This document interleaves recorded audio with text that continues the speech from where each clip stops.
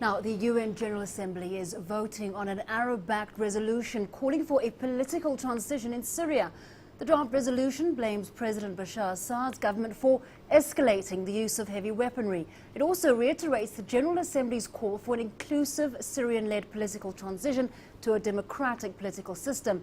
It says this should be done by starting a serious political dialogue between the Syrian authorities and the Syrian opposition.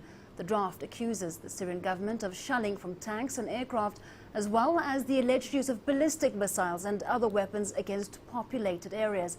Now, we're joined on the phone by Nathan King, who's in New York. Nathan, what's the latest on the vote? Yeah, this vote passed, but not by the margin that a similar vote passed in the UN General Assembly this time last year. 107 votes in favor, 12 against, but the big story here is 59 countries of 193 countries in the United Nations General Assembly abstained. There was a feeling that perhaps the resolution was a little one-sided.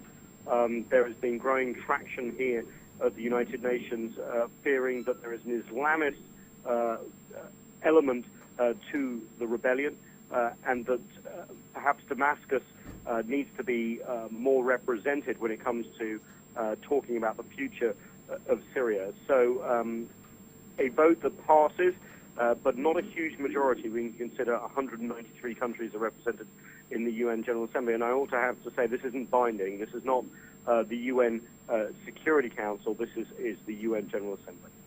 All right. Thank you very much. CCTV's Nathan King there, coming to us on the line from New York.